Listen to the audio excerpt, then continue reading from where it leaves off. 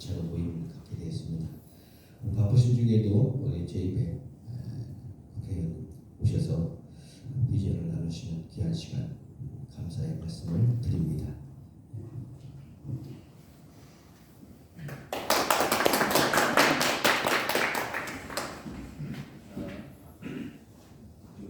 이 시간에는 저희 YMCA 건재에서 사는 YMCA 목적문을 함께 하겠습니다. 우리 YMCA가 어떤 운동을 지향하는지를 표현하는 겁니다. 제가 한국 YMCA 목적문 하면 아래 부분 시대 정당 정치를 추구하는 안철수 당대표 제안을 받아들여 2016년 국민의당 비례대표 국회의원으로 국회에 들어갔다. 임기 4년 동안 합리적인 법안과 정책을 통해 공정, 민생, 미래를 위한 의정활동에 전념했다. 국회 정무위원으로 있으면서 감사인 독립성 확보와 회계 투명성을 높이는 외부 감사법, 청년에게 공정한 출발의 기회를 보장하고 권리를 신장할 수 있는 청년기본법 등을 대표 발의에 통과시켰다. 국회 법사위원으로 있으면서도 검, 경, 수사권 조정 등 검찰개혁 법안을 대표 발의하는 등 실제적인 검찰개혁을 이끌어냈다. 임기를 마치면서는 제3지대 정당 실패, 나쁜 경쟁만 남은 국회에 대한 책임감을 갖고 21대 총선 불출마를 선언했다. 유권자의 한 사람으로 돌아와서도 공정하게 더불어 살아가는 삶을 꿈꾸고 있으며 새로운 변화를 포기하지 않고 꾸준히 찾고 있다. 네, 우리 제2회 의원님 박수를 부탁드립니다.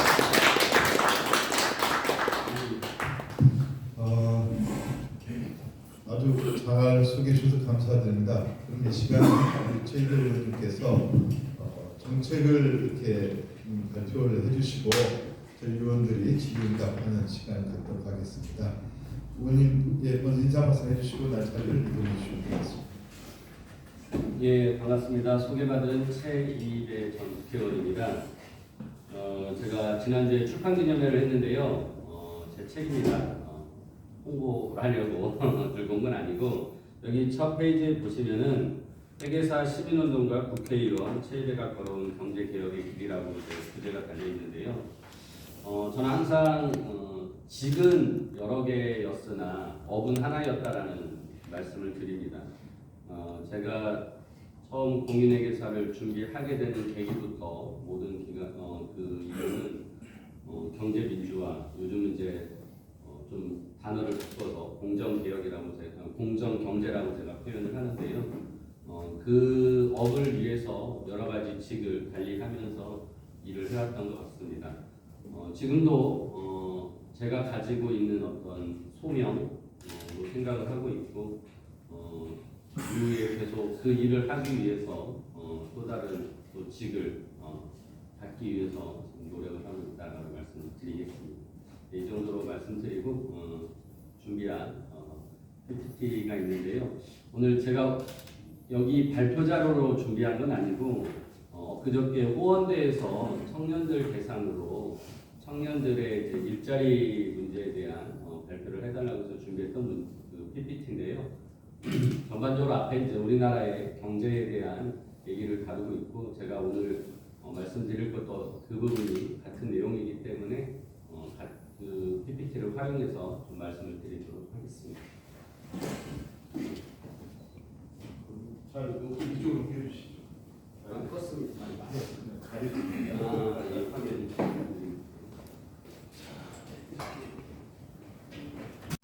전반적으로 한국 경제를 바라보고 있는 저의 문제의식 그리고 그거에 대한 간략한 해법들을 좀 제시를 했고요. 그리고 이후에는 말씀으로 분산에 대한 얘기를 좀 하면 좋을 것 같습니다.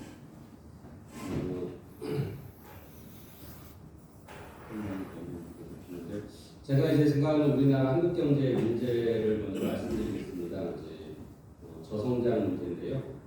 우리 대한민국 경제가 고도로 성장하던 시기가 있었죠. 연간 10%가 넘는 경제 성장률을 보이다가 지금은 한 3%만 남아도 굉장히 선방하는 경제 성장률이고 최근에 코로나 이후로는 급격히 낮아졌고 올해는 1%대의 성장률을 예상하고 있습니다.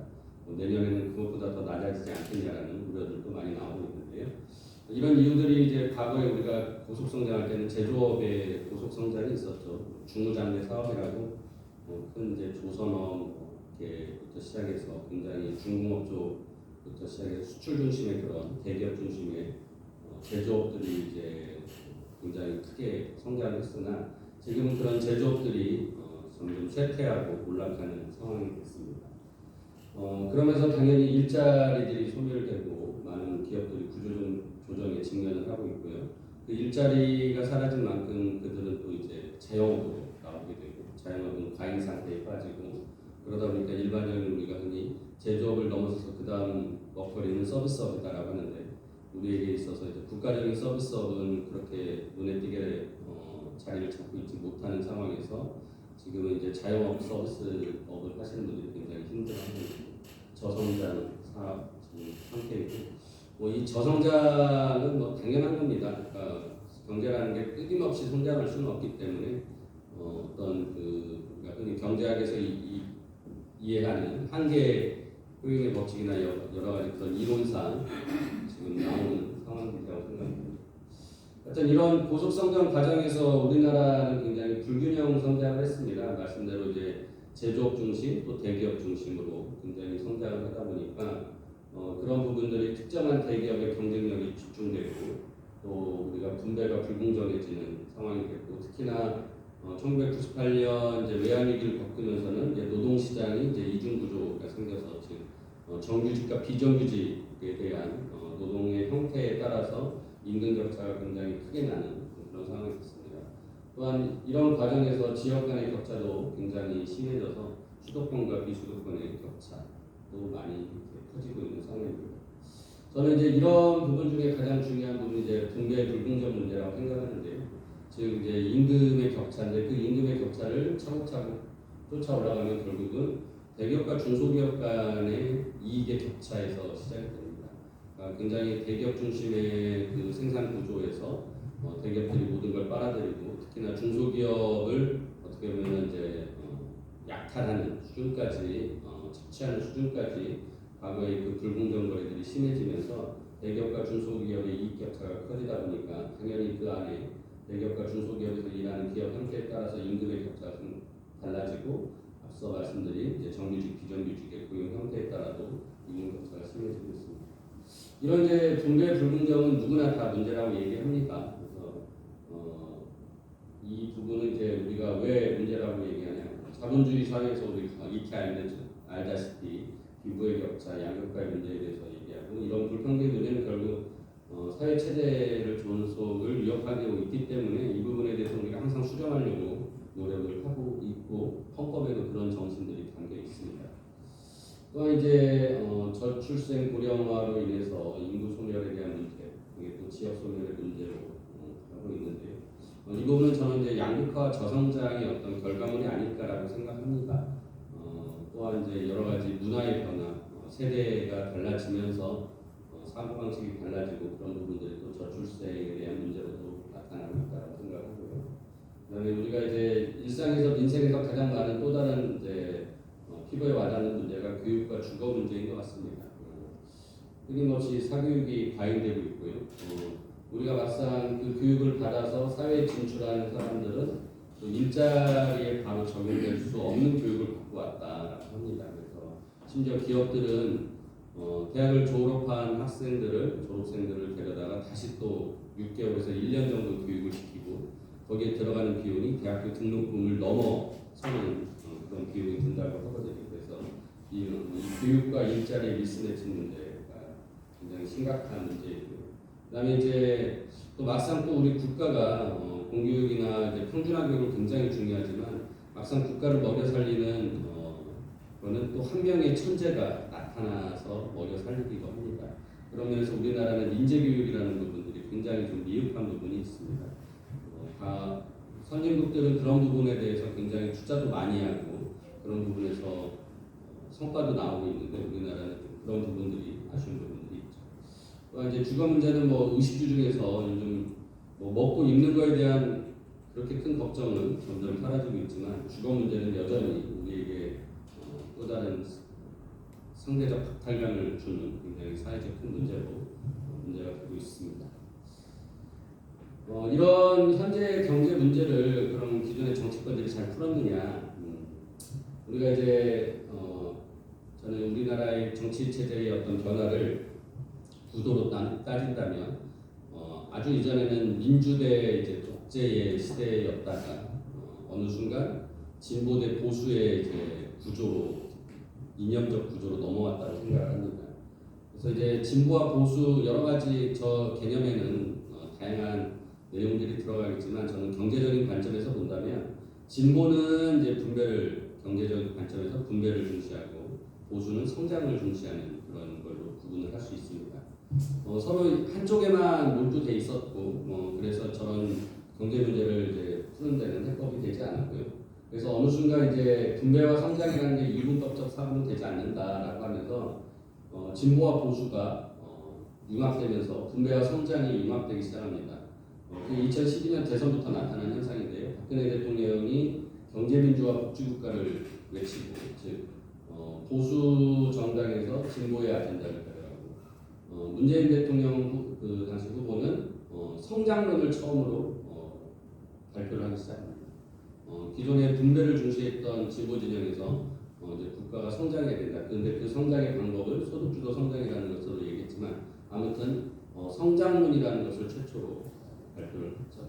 그 당시에 또 안철수 후보 역시 진보 진영의 후보였고 그래서는 성장론을 그때 또 얘기를 했습니다. 이런 분배와 성장이 이제 융합되는 해법들이 제시됐지만 막상 이제 지난 정부 문재인 정부 그 전에 박근혜 정부 모두 이 구체적인 정책 집행 과정에서는 이념적인 색채가 굉장히 진했고 결국은 말로는 융합하고 정책적으로 융합되는 듯 했으나 실제 이제 실행은 그렇지 못했기 때문에 실패를 했다고 생각을 하고요. 또한 이제 제가 이제 중요하게 생각하는 것은 경제 주체 중에 이런 국가 정부가 이제 크게 경제 주체가 하나 되고 그다음에 이제 기업, 그다음에 우리 국민 소비자 이렇게 이제 크게 경제 주체를 세 개로 본다면 정부나 국민들은 어떤 그런 변화의 바람들을 가지고 있고 실제 정권을 이제 선택을 할 때 투표할 때 그런 것들이 반영돼서 투표를 했지만 가장 중요한 기업들이 변하지 않는다. 그러니까 우리나라의 어떤 기업들은 정권이 바뀌어도 정말 그대로 자신들이 하던 형태 그대로 행태 그대로 해왔기 때문에 이 기업들이 변하지 않고 경제 체제가 여전히 과거의 경제 체제를 유지하고 있다고 생각하고 그런 측면에서 이제 새로운 해법이 고민될 때이다라고 생각을 하고 이 변화와 미래에 부응하기 위해서 우리가 새로운 융합적 해법을 제시할 수 있어야 된다고 생각합니다. 이런 지금 앞서 말씀드린 한국 경제의 문제는 굉장히 한 10년 전부터 아니죠 벌써 따지면 한 15년 전부터 쭉 누적되어 오면서 만들어진 그런 경제 현상들이고요. 최근 한 5년 전부터는 이제 우리에게 새로운 또 변화들이 생겼습니다. 여기서 저는 미래라고 표현했는데 이제는 뭐 거의 미래가 아니라 현재인 것 같습니다. 4차 산업혁명으로 기술 변화, 산업 변화, 일자리 변화가 생겼습니다. 아시다시피 빠르게 빅데이터나 인공지능, 로봇, 자율산업 쪽의 등등의 기술 변화, 이 기술에 따른 산업들이 굉장히 급속히 변하고 있죠. 그리고 당연히 산업의 변화에 따라서 기업이 변하고 일자리가 변하고 있습니다. 예를 들어서 자동차 우리 내연기관 이제 전기차로 다 이전되잖아요. 내연기관의 부품이 한 3만 개 정도 들어간다는데 전기차 같은 경우는 한 3,000개에서 5,000개 사이더라고요. 그러면은 한 2만 5천 개의 부품 회사들은 이제 더 이상 이용될 수가 없는 거잖아요. 그래서 이런 산업의 변화, 그런 산업의 변화에 따라서 결국은 이런 일자리의 변화가 계속 발생이 되고 있습니다. 이제 평생 직장이나 정규직이라는 개념들은 이제 진작에 사라진 것 같고요. 이제 비정규직 플랫폼으로도 기 이코노미 같은 아주 새로운 일자리의 변화들이 생겼죠. 또한 미중 무역 갈등으로 등 인한 세계적인 무역 환경의 변화, 일본의 수출 규제도 우리가 한번 있어서 국가적으로 시끄러웠던 적이 있었고, 이런 보호 무역주의가 강화되고 있고요. 코로나 팬데믹으로 인해서 이제 우리가 물류들이 이동하는 거에 굉장히 제한이 많이 생겼습니다. 사람도 제한되고 물건도 제한되는 이동이 제한되고 최근에는 이제 러시아 우크라이나라든지 이스라엘 팔레스타인 문제 같은 게 굉장히 단기전으로 일찍 끝날 줄 알았지만 굉장히 장기화되고 있고 확장되는 양상을 보이고 있죠. 이런 게 이제 전 세계적인 이제 무역 환경의 변화고 세계적인 어떤 원자재들의 가격이 올라가고 우리가 현재 물가가 높아지고 또 이 물가가 높아지는 걸 잡기 위해서 우리가 유동성을 줄이기 위한 고금리 정책을 펴고 있는데 또 그거는 고물가 정책과 맞지 않는 굉장히 모순적인 상황들이 계속 벌어지고 있습니다. 제가 여기에 이제 이 하나의 예로 현대자동차의 와이어 하니스라는 것을 하나 지금 예를 들었는데요. 와이어 하니스는 우리 자동차 아마 이렇게 그 밑에 핸들 밑에 이렇게 박스 열어보면 전선 가닥이 여러 개 있습니다. 근데 그 전선 가닥이 막 하나씩 연결되는 게 아니라 묶음으로 연결되어 있고 그래서 뭔가 이렇게 깔끔하게 이렇게 정리가 되어 있는 걸 볼 수 있는데요. 그게 이제 그 전선 가닥 와이어의 묶음이 이 와이어 하니스인데요. 이게 중국에서 제조를 했었습니다. 근데 코로나 발생하고 나서 중국 공장이 이제 문을 닫고 또 그리고 물류를 제한하다 보니까 한국에 저 전선 가닥이 안 들어왔으니까 자동차 전체 부품에서는 진짜 몇 푼 안 되는 굉장히 사소한 제품인 그 부품인데 저게 수입이 안 되면서 결국은 현대자동차 공장이 며칠간 생산이 중단됐었던 적이 있었거든요. 그러니까 이런 것처럼 우리나라의 전 세계적인 글로벌 밸류체인이 변화되고 있고 옛날에는 세계화하면서 계속 밖으로 내보냈던 게 요즘은 어떻게 하면 이거를 안정적으로 물류 그러니까 부품을 조달받을 수 있는가 밸류체인을 만들어낼 수 있는가는 국내화 작업들도 있다. 그래서 이런 큰 무역 환경 변화가 있다는 걸 말씀드리고 기후 위기는 더 말씀 안 드려도 너무나 절감하는 내용이기 때문에 넘어가도록 하겠습니다. 그래서 이제 한국의 현재 어떤 그 기술과 산업들은 어디로 가고 있는가를 한번 보고 있는데요. 이제는 제조업에서 서비스업으로 이동하고 있습니다. 그리고 생산 기지 역할을 하던 걸 이제 연구개발 역할을 하고 있고 하드웨어에서 소프트웨어로 가고 있다라고 저는 간략하게 표현을 했는데요. 우리 한국 경제가 앞으로 살아남기 위해서는 이제 미래 기술, 미래 산업을 통해서 가는데 그게 과거의 어떤 우리의 70년대부터 80년대 이어져 온 그 경제 성장의 모습과는 당연히 다를 수밖에 없습니다. 그래서 정부에서도 이런 여러 가지 신성장 동력이라는 것들을 쭉 제시하고 있고 이거는 익히 많이 얘기를 들으셨을 테니까 넘어가도록 하겠습니다. 근데 저는 이제 그 과거에 한 15년 전부터 쭉 이어져 온 우리 한국 경제의 저성장 문제부터의 양극화 문제 등의 문제와 지금 이제 기술의 변화나 이런 4차 산업혁명, 무역 환경의 변화 등이 이제는 각각의 해결될 문제가 아닙니다. 저성장 문제를 해결하기 위해서는 그런 분배를 강화하기 위해서 복지만 열심히 늘리면 되냐? 그렇지 않다라는 거죠. 이제 해법들 그 문제들이 그렇게 하나로 단순하게 이제 규정되지 않고 있고 오히려 문제가 막 섞여가고 있고요. 이 문제가 섞여가고 있기 때문에 저는 해법도 섞여서 융합해법, 그러니까 뭔가 새로운 해법이 제시돼야 된다고 생각을 합니다.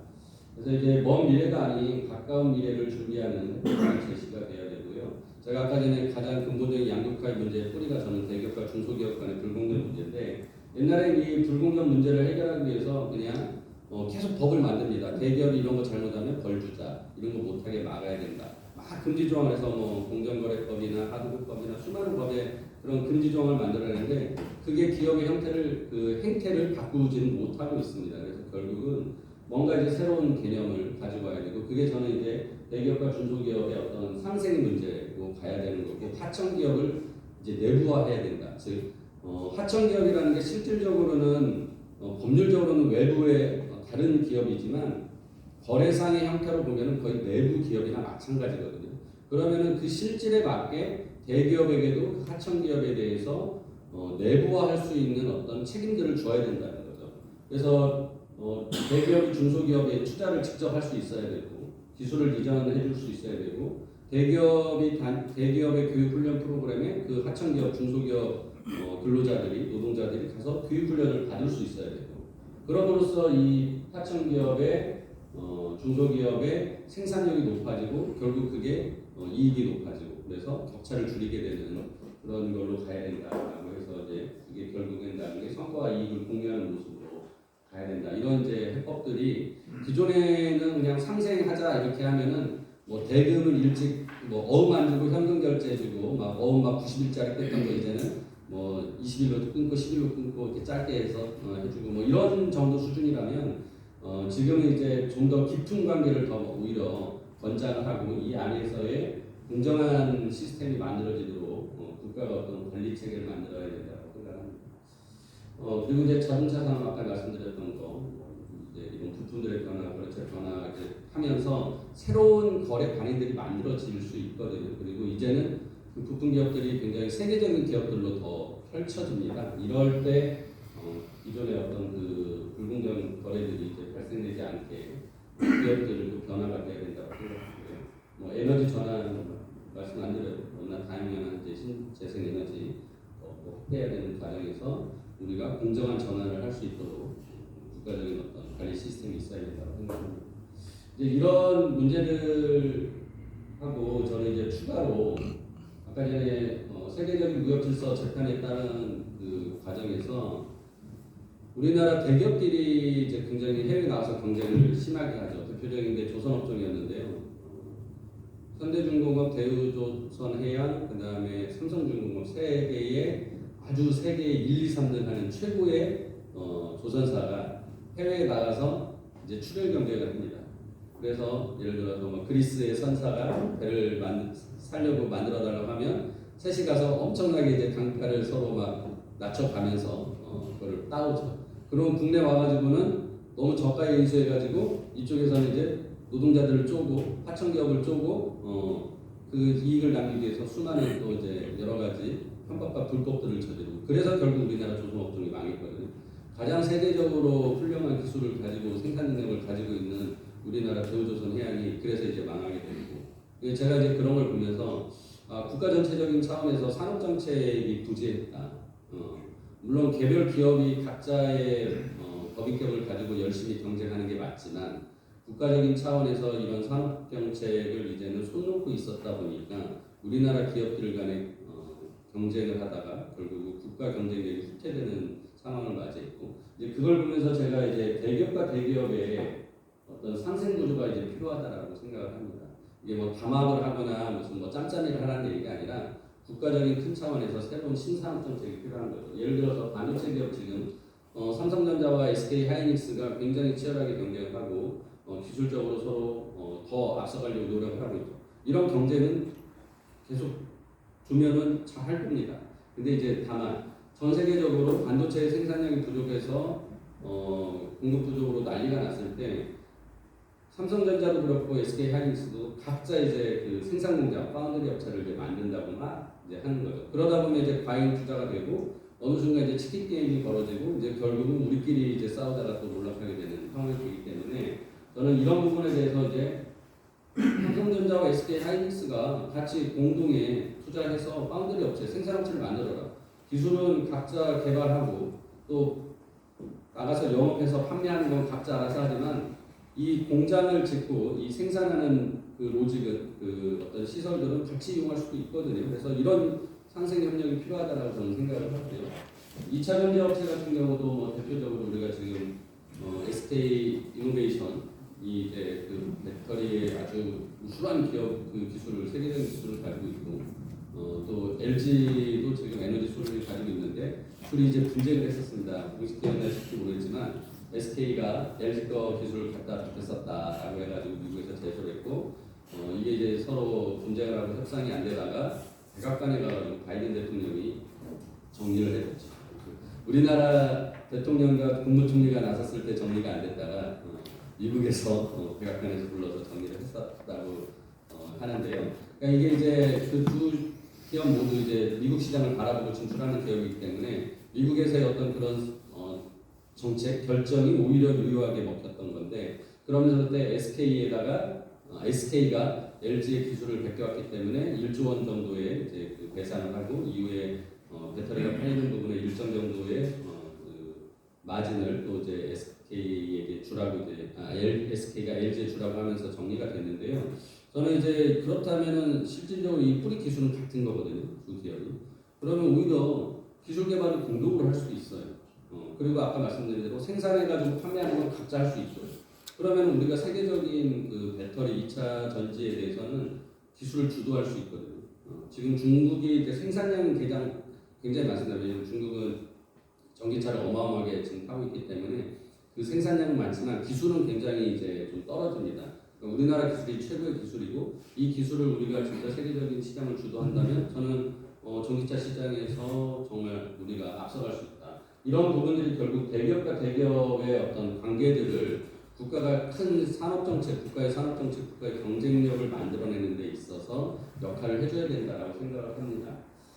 이제 이런 크게 대기업과 관계를 그렇고요. 그다음에 이제 일자리 부분에서는 이제 사회 안전망을 강화해야 되는데요.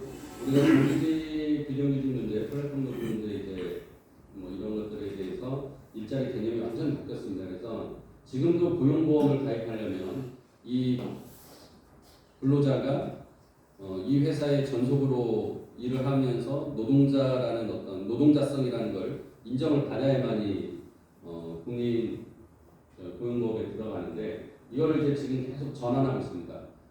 소득만 있으면 즉 전속되지 않아도 돈만 벌면 이 사람은 누군가에게 노동을 제공한 것이기 때문에 고용보험에 가입할 수 있게 하자라는 기준으로 점점 전환되고 있고 그러기 위해서는 이 사람이 소득을 벌고 있는지 실시간으로 소득 파악하는 시스템이 있어야 됩니다. 즉 우리가 흔하게 이제 오토바이 배달을 하시는 분이 누군가한테 수수료를 받는데 이분은 어디에 소속된 근로자가 아니라 자영업자입니다. 하지만 누군가한테 돈을 받고 있고 소득이 있다고 한다면 그게 다 기록에 남거든요. 그래서 이제 이런 것들을 실시간 소득 파악 시스템을 국세청이 이미 마련을 해서 운영을 하고 있고요. 그렇게 한다면 이제 더 이상 꼭 노동자성을 가지지 않아도 소득 기준만 명확하게 확인된다면 고용보험에 가입하게 해서 보험료 내고 이후에 실직이 됐을 때 충분히 그런 사회 안전망의 혜택을 받을 수 있도록 해야 되는 그런 이제 과정으로 가는 거죠. 그래서 이런 부분들은 이미 진행되고 있는 해법이라고 생각합니다. 그래서 저는 이제 다시 한번 말씀드리지만 우리 한국 경제가 가지고 있는 기존의 문제와 새로운 문제들이 융합되고 있고 이 융합에 대해서도 해법 역시 융합이 돼야 된다라는 그런 새로운 생각을 좀 가지고 있습니다. 그리고 이제 제가 일자리 분야에 대해서 또 전문성과 이제 경험을 가지고 있다 보니까 일자리 문제를 조금 말씀을 드리겠습니다. 호원대에서 발표하다 보니까 그 학생들 위주로 준비했던 문제긴 한데 여기서도 말씀드려도 괜찮을 것 같습니다. 앞서 말씀드린 대로 이제 교육과 일자리 미스매칭이 가장 크다고 생각을 했고요. 우리가 구직자와 구인 기업이 서로 이런 말을 합니다. 기업은 사람이 없다고 하고 구직자들은 일자리가 없다고 합니다. 이게 이제 대표적인 미스매칭 문제로 이제 눈높이가 안 맞거나 서로 이제 정보가 부족하거나 해서 발생하는 문제인데요. 얼마 전에 통계 자료가 나왔는데 아예 이제 그러니까 구직조차 하지 않는 그런 청년들이 41만 명 있다고 합니다. 좀 늘어나다 잠깐 줄어들면 다시 늘어나고 있는데요. 이 청년들에게 이제 물어보니까 원하는 일자리를 찾기가 어렵다. 그러니까 우리는 굉장히 많은 일자리 정보를 제공하고 있다고 하는데 막상 청년들은 그런 정보가 없다라고 하는 거죠. 그래서 이런 부분들을 이제 하기 위해서는 쉽게 일자리를 찾아주기 위해서 우리가 많은 정보를 제공해야 되는데 그러기 위해서는 무엇보다도 괜찮은 일자리를 발굴해야 된다. 이 괜찮은 일자리라는 것은 이제 그 OECD, ILO에서 나온 개념인데요. 산업 전체 명목 월 평균 임금 수준을 웃도는 산업에서 창출되는 일자리다. 그러니까 이제 우리가 진짜 대기업 일자리만 가지고 있을 수는 없죠. 당연히 중소기업들도 많은 일자리를 가지고 있고 그 중소기업들의 일자리 중에 굉장히 괜찮은 일자리들이 있는데 그냥 기본적으로 우리는 중소기업 일자리 나쁜 일자리라고 이제 생각하는 그런 선입견 때문에 이런 미스매치 문제가 계속되고 있다고 생각하고요. 그러기 위해서 이걸 해결하기 위해서 이제 구인구직 시스템을 개선해야 되고 이 구인구직 시스템에 이제 특히나 구인을 하는 채용 정보가 굉장히 더 많이 들어가야 되는데 우리나라 지금 워크넷이라는 그 구인구직 시스템 국가가 운영하는 시스템을 보면 일자리 정보가 많이 없습니다. 그래서 이런 것들을 제가 실제 경기도 일자리재단 대표이사를 하면서 한 만여 개의 일자리 정보들을 대기업의 협력업체의 일자리 정보를 끌고 와서 워크넷에 연결시키고자 하는 그런 작업을 하다 왔는데요. 이런 부분들이 저는 실질적으로 우리 일자리 미스매치 문제를 해결하는 데 도움이 될 거라고 생각합니다. 또한 이제 그 수도권 집중과 지역 소멸을 막기 위해서 지역마다 특성화된 산업을 선택하고 그 기업을 유치하고 이 산업과 기업이 이제 진행이 되면 거기에 맞물리는 일자리 정책이 필요합니다. 즉 예를 들어서 우리 지금 새만금의 2차전지 기업들이 들어오고 있는데요. 그 2차전지 기업들이 뭐 대기업들이 지금 몇 군데 투자하기로 했고 한 4, 5년 내에 저는 이제 공장이 건설될 거라고 봅니다. 그럼 4, 5년 후에 그 공장에서 일할 사람이 있어야 되는데요. 그 일할 사람은 지금부터 준비를 해야 되는 거죠.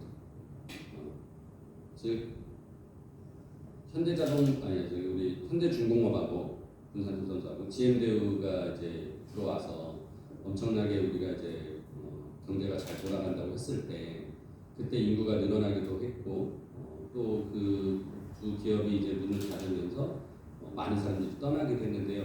이걸 다시 되짚어 보면 결국 그때 당시의 일자리가 이 군산과 전북에 있는 사람들의 일자리도 했겠지만 많은 경우는 외지에서 온 사람들의 일자리로 채워졌다는 거죠. 그러니까 물론 뭐 그게 인구가 늘어나는 효과도 있겠지만은 근데 그러면 그 사람들이 계속 여기 군산과 전북에 정주하냐?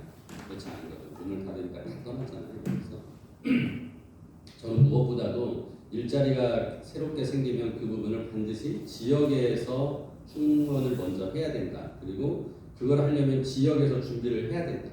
지역에서 준비를 해놓지 않으면 인재가 없다. 그럼 당연히 외지에서 채용할 수밖에 없는 거잖아요. 그래서 지역 인재 육성을 위해서 우리가 프로그램들을 운영해야 됩니다. 예를 들어서 공공 직업훈련기관 또는 민간 직업훈련기관 이런 데서는 6개월짜리, 1년짜리 여러 가지 자격증 과정들을 만들고 2년제 대학 또 전문대도 있고 4년제 대학도 있고 이런 데서 이제 그런 새로 들어오는 기업의 산업에 맞는 교육 프로그램들을 만들어야 되죠.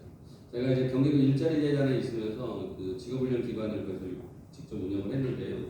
우리가 산업 트렌드에 맞게 빠르게 그런 것들을 지역 대학이나 전문 기관들, 기업들하고 협력을 해가지고 프로그램들을 만들어냅니다. 그리고 그거를 뭐 6개월 과정, 9개월 과정, 1년 과정 만들어서 자격증을 취득하게 하고 그리고 실제 그런 학생들이 또 기업에서 어느 정도 인턴십 같은 걸 통해 가지고 실습, 실무를 하게 되면은 그 지역에서 계속 안착해서 일자리를 누리면서 지낼 수 있게 되는 정주가 가능해지는 그런 걸 제가 경험을 했기 때문에 우리 정부 군산에서도 그런 부분들이 좀 필요하다고 생각합니다.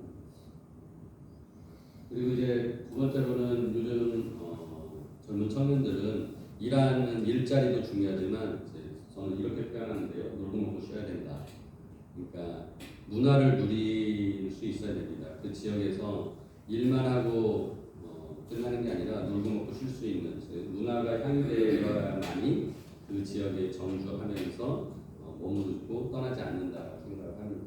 그래서 이제 이 문화 향유는 이제 하드웨어도 중요하겠지만 이제 소프트웨어 프로그램과 콘텐츠가 더욱 중요하다고 생각하고요. 이런 문화 프로그램을 운영하는 것 자체가 그 지역의 문화 산업이 됩니다. 그래서 이제 이 문화 산업으로서 또 일자리 창출이 되고 우리 군산 같은 경우는 이런 자원들이 굉장히 많다고 생각을 하고요.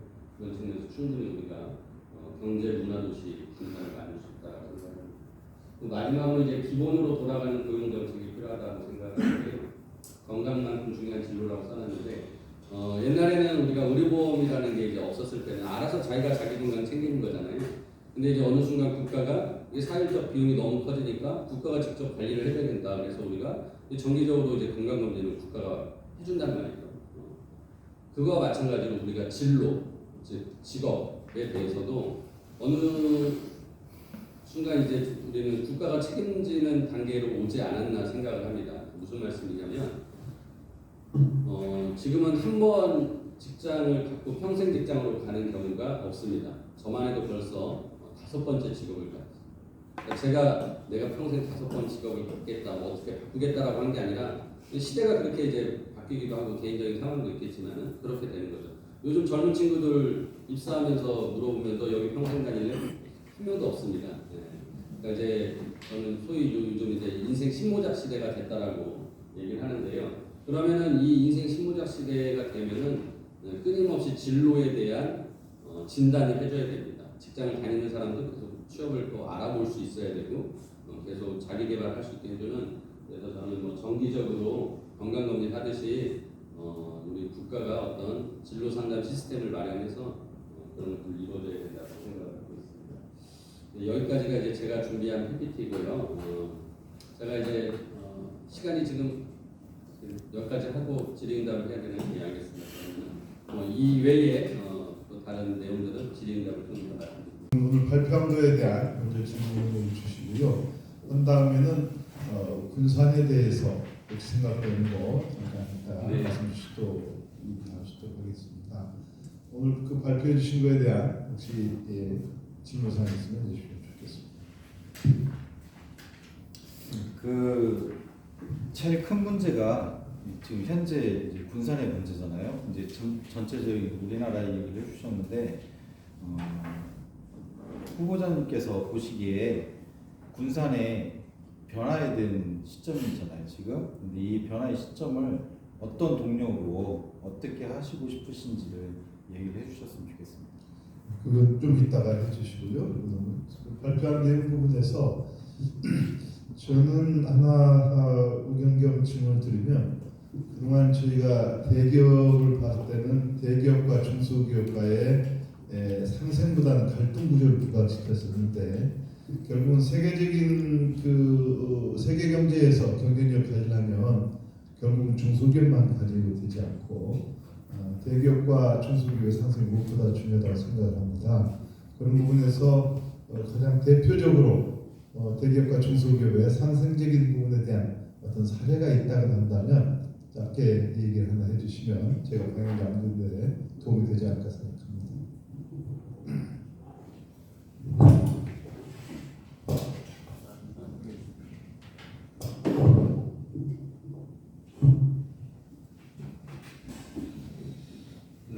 우리나라 대기업과 중소기업의 상생에 대한 얘기는 굉장히 오래됐습니다. 이명박 대통령 시절부터 이제 그 얘기가 나왔었고, 공간성장위원회 이런 것도 이제 출범을 해서 국가가 지금 하고 있는 상황인데요. 아까 말씀드린 대로 굉장히 이 대기업과 중소기업의 상생의 사례들을 보면 수준이 제가 보기엔 아직 낮습니다. 아까 말씀드렸던 대금 결제를 어음으로 하지 말고 현금으로 하라.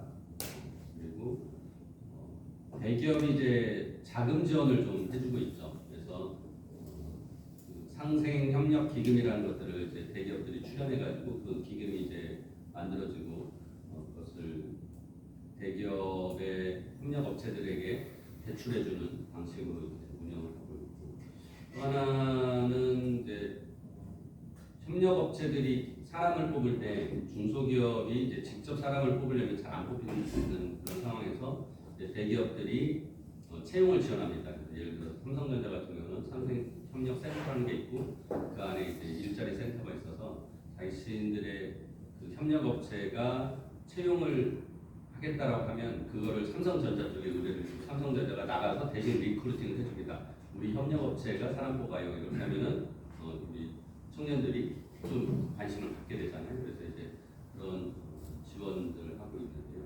제가 보기엔 이제 이런 부분들은 과거에 굉장히 우리가 이제 그 잘못된 관행을 바꾸기 위한 과정에서 나오는 아주 낮은 수준의 협력이라고 저는 생각을 하고요. 좀 더 높은 수준의 협력이라는 건 제가 아까 전에 말씀드렸던 이제 하청기업 협력업체를 좀 내재화해야 된다. 그래서 아예 그 직원들의 교육 훈련도 대기업이 책임지고 기술에 대한 발전이나 그러니까 개발이나 이런 또 자기들이 대기업이 가지고 있는 기술도 이전해 주는 것도 굉장히 적극적으로 이루어짐으로써 대기업과 중소기업이 더 저는 관계가 끈끈해져야 돼요.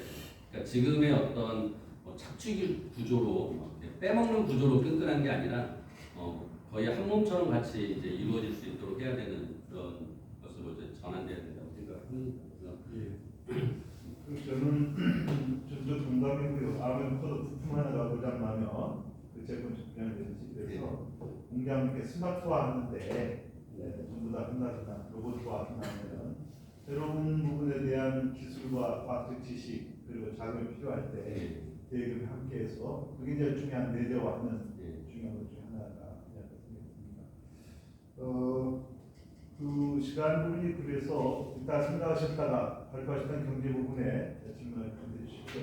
아까 우리 정원 관장님이 질문 주셨는데 분산 관련해서 통합적인 질문 하실 거 있으면 안부한테 해주시고 말씀 주시죠. 저 경제 부분에 대해서 예. 말씀해 주신 부분은 좀은 제 생각일 수도 있고 제 부장님 의견을 듣고 싶은 게 뭐냐면 요즘에 이제 저출산 아까 문제는 인구 문제, 교육 문제, 주거 문제 세 개 분야를 말씀하셨잖아요. 저는 이게 같이 맞물려 들어간다고 생각을 하거든요. 그러니까 주거 문제가 힘들기 때문에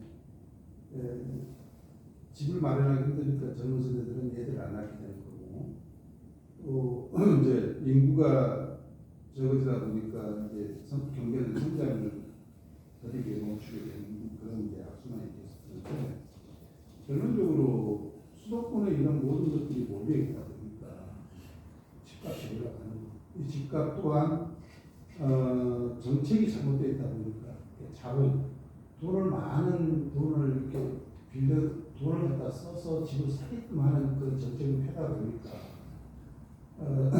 집값이 올라가게 되고, 또 자본이 많이 시장이 그러니까 자본이 많다 보니까 돈이 너무 많아지다 보니까 이 물건값이 올라가고 주택값이 올라가는 이런 어떤 정책의 문제가 아닌가 그런 생각이 들거든요. 그래서 만약에 이제 분양구에서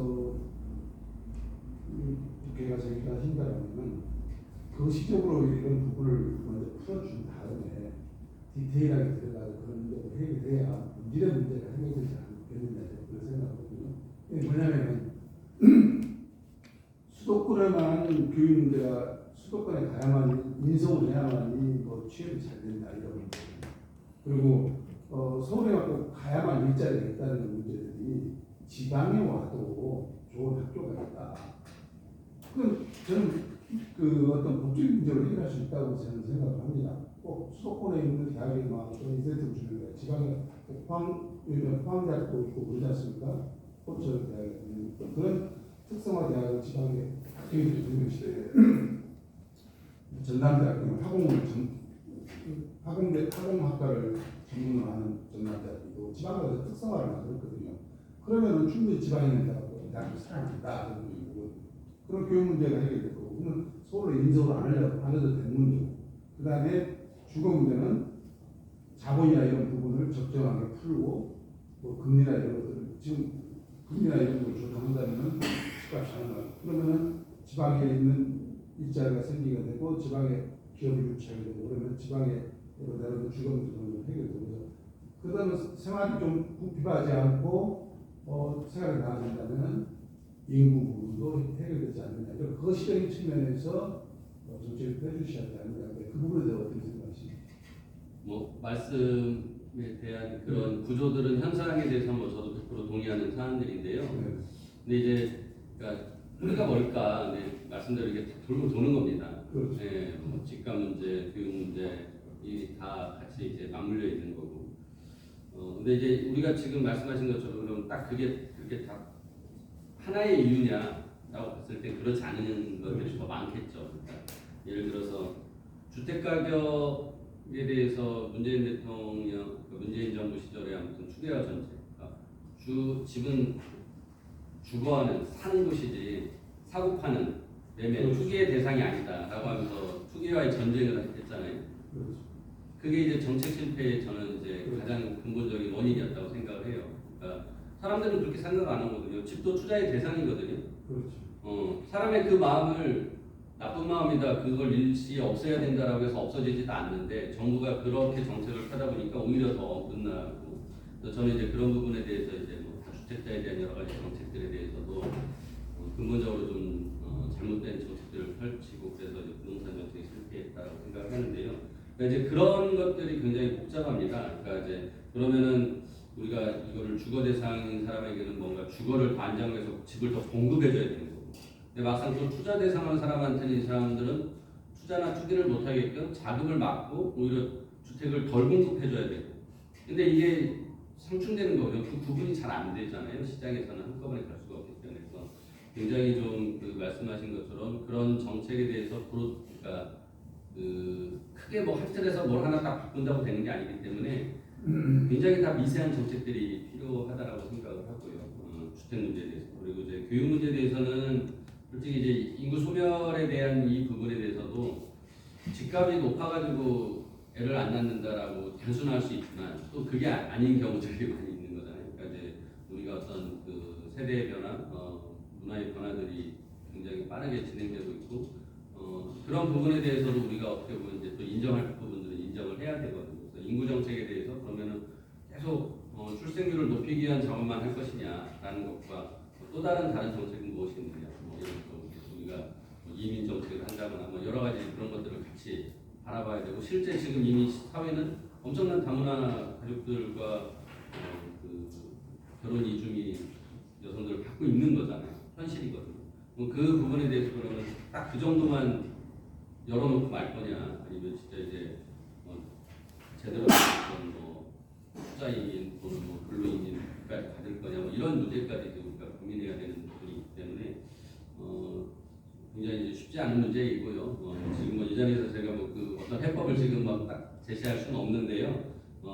다양하게 그런 부분들에 대해서는 우리가 원인들이 다양하기 때문에 다양한 해법, 그러니까 더 많은 해법들이 제시되고 그 해법들 간에 충돌되지 않게 하기 위한 어떤 정책적 능력과 유능함이 필요하다라는 말씀 정도로 마무리를 하겠습니다. 좀 바꿔서 근데 뭐 질문하고 하시겠다는 바로 준비를 시작했는데 문제를 식당 분들 따라하시죠. 제가 좀 지금 그 앞으로 오시죠.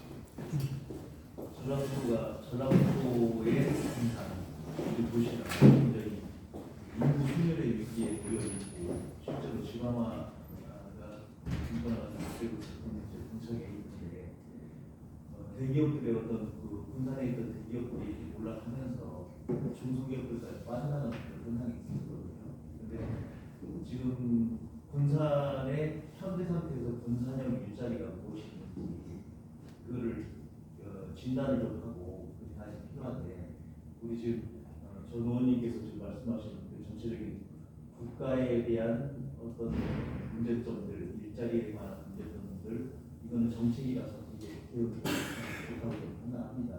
근데 현재 우리가 살고 있는 군산의 그 일자리를 군산형 일자리 어떤 거를 대안을 갖고 있으며 또 그리고 지금 미스매치인데 하시면서 그 젊은 청년들이 이렇게 빠져나가는 이유를 사실은 여기에 그들이 일할 만한 그러니까 지식은 늘고 대학까지 나와가지고 있으면 매치가 되지 않는 부분이 있거든요. 그래서 그 자리를 그 어려운 자리라 외국인들이 와가지고 3D 업종이라는 그 사람들이 일을 하고 있는 상황이잖아요. 그래서 이런 것들을 어떻게 조건을 제시해서 이 아이들을 조건을 그런 거에 대한 얘기해 주시면 그 앞서 군산 변화의 동력이 무엇일까라고 우리 전문관장님이 질문을 했는데요. 저는 이제 같이 맞물려서 보면 될 것 같습니다. 그러니까 군산이 지금 굉장히 대기업이 빠져나가고 그 빠져나가는 곳에서 협력업체도 빠져나가고 그러면서 일자리가 줄어들고 인구 소멸이 그러니까 경제 침체로 인해서 군산이 굉장히 후퇴되고 있다라고 느끼고 있다라고 생각합니다. 실제 제가 1년 넘게 군산에 가서 많은 분들을 만났을 때 그런 말씀을 하셨고요. 그러면 이 군산의 어떤 후퇴에 대해서 다들 우려하고 결국 그것 때문에 군산이 좀 바뀌어야 되는 거 아니냐라고 말씀을 하시죠. 근데 그 경제가 바뀐 부분에 있어서 결국 그거를 경제를 재도약시키고 하려고 한다면 그 역할을 누가 하겠습니까? 그러니까 결국은 이 군산에 있는 리더가 필요한 거거든요. 근데 그 리더 역할을 하는 사람들이 막상 또 그 역할을 제대로 하지 못했다라는 우려를 하고 있기 때문에 결국은 군산이 바뀌어야 되는데 그 리더부터 그리고 군산의 그 변화가 경제의 어떤 제도약을 이끌 수 있는 사람이 필요하다라고 생각을 하고요. 그런 측면에서 저는 이제 기존에 있는 기업으로는 저는 어렵다고 생각합니다. 예를 들어서 현대중공업의 지금 군산주조 선수가 재가동하고 있는데 제가 들은 얘기로는 이제 제가 지난 7월에 거기를 한번 방문을 했었는데 한 4,000명 정도가 예전에 일을 했었는데 지금 한 1,000여 명 정도 일을 한다고 하더라고요. 그리고 완전한 폐를 새로 만드는 신조 하는 거는 지금은 이제 불가능하고 블록만 하고 있는데 그 신조가 되려면은 이제 거기에 최소한 한 10대 정도의 배가 수주가 있어야 이거를 가동을 해서 고정비를 이제 충당을 할 수 있다는 거예요.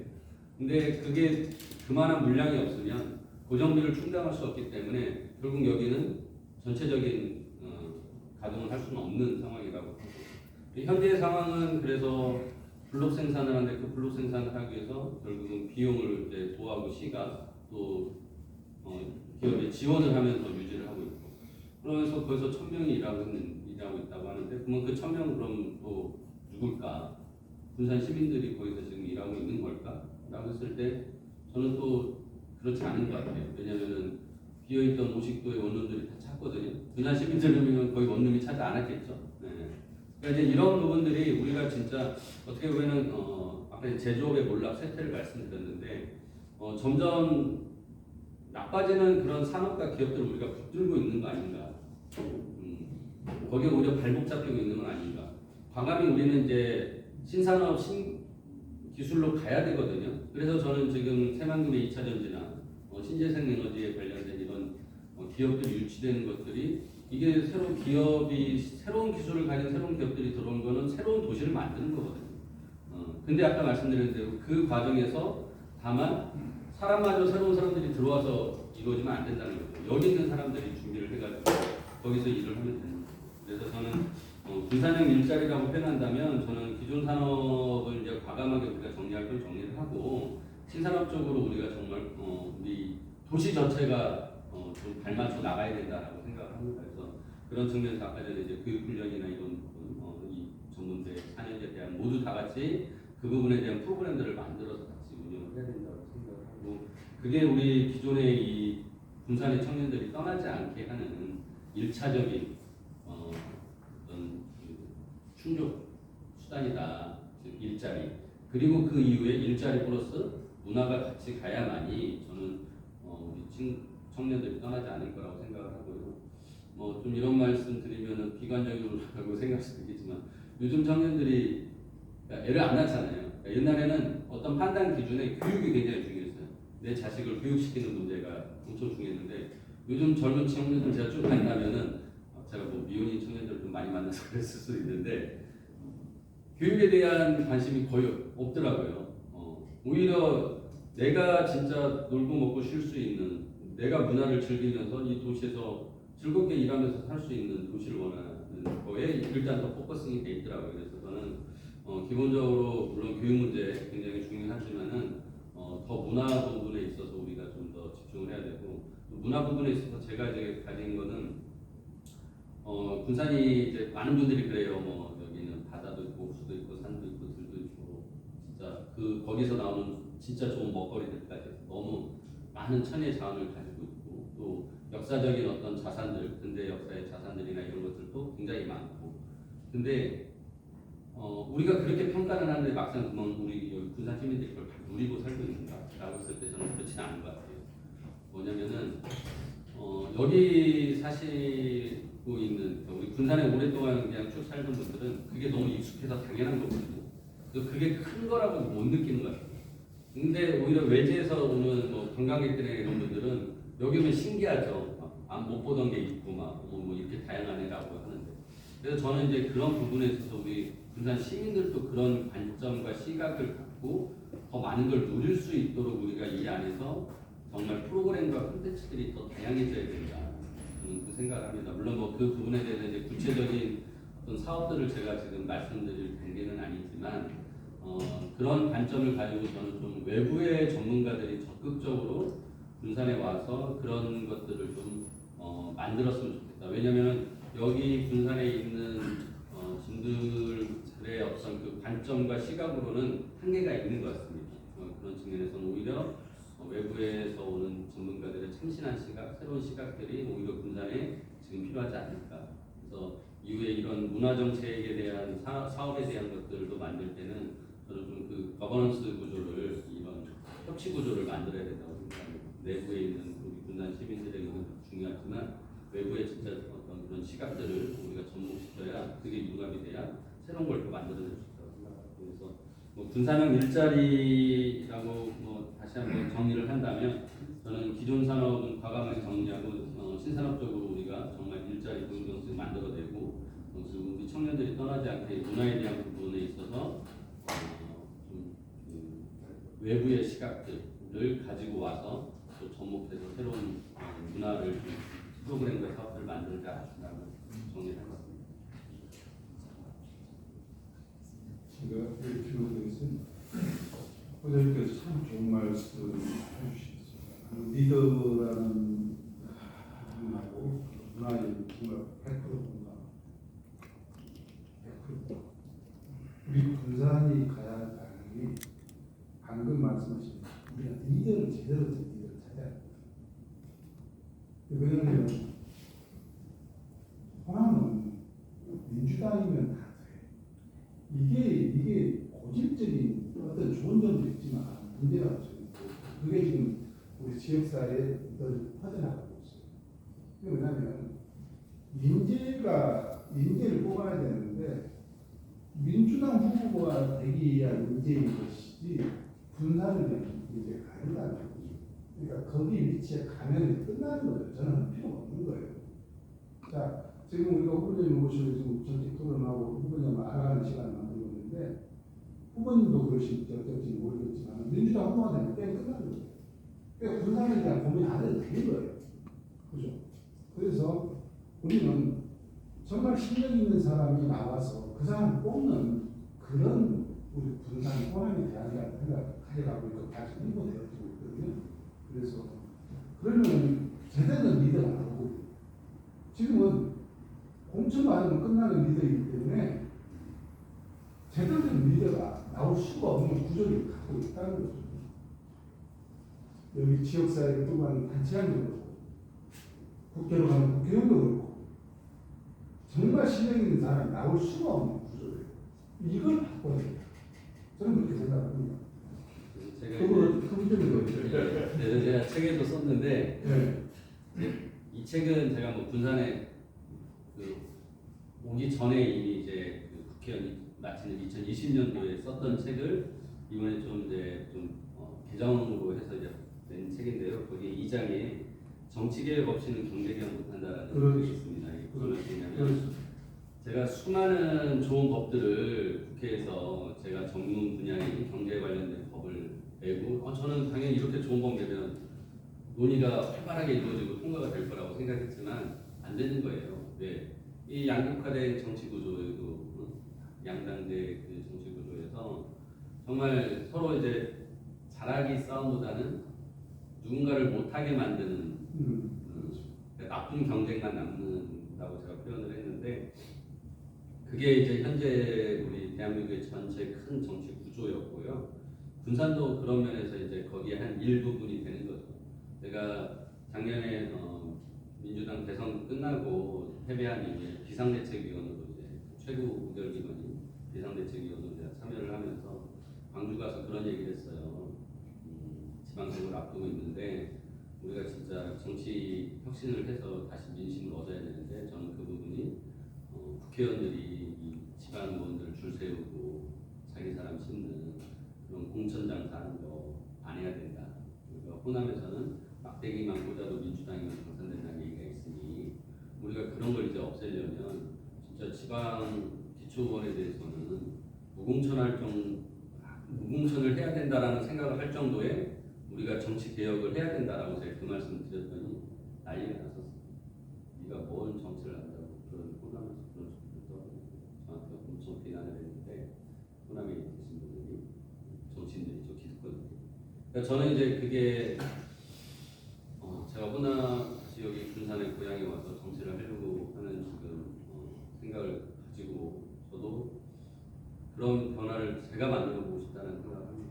물론 그게 시스템적으로 저 혼자 그렇게 할 수 있는지는 이제 당하고 또 안에서 또 제가 만들어내야 되는 거죠. 그렇게 해서 저는 진짜 우리 좋은 경제. 그러니까 저는 기초원 누구나 그냥 와서 공천 안 받고 본선에 뛸 수도 있죠. 시민들 선택 받는 거죠. 당원들의 선택이라는 부분도 중요하지만 저는 호남에서는 오히려 시민들의 선택이 더 중요하다 생각하고요. 그런 부분들을 한번 저는 만들어 보고 싶거든요. 이제 그런 부분에 대해서는 굉장히 저 혼자 할 수 있는 일은 아니고 정말 우리 많은 시민들과 국민들이 호응해 주셔야 되고 또 같이 또 하는 정치인들이 또 같이 또 해줘야 되고 하는 문제인데요. 아무튼 저는 그런 생각을 가지고 있습니다. 끝으로 그 질문 있으면 그러면 보겠습니다. 굉장히 소중한 얘기 해주셨는데요. 생활정치, 시민정치가 활성화되지 않으면 정당 정치는 그 위에서 자란다 이런 부분이 있습니다. 오늘 이렇게 적은 숫자지만 함께 아침에 같이 정책을 논하고 또 군산의 미래, 대한민국의 미래를 그려보는 게 시민정치의 중요한 모델 중에 하나입니다. 이러한 그 작은 모임 하나하나를 우리 후보님들께서 모두가 소중히 여기고 지혜를 모아갈 때 군산이 새로워지고 대한민국이 새로워진다고 봅니다. 이외에도 현재 국회의원 두 분도 이러한 시민정치의 소중함을 알고 간담회 참석해 주실 것을 기대합니다. 오늘 제 입에 우리 후보님 중요한 의견 주셨는데 박수로 마치겠습니다.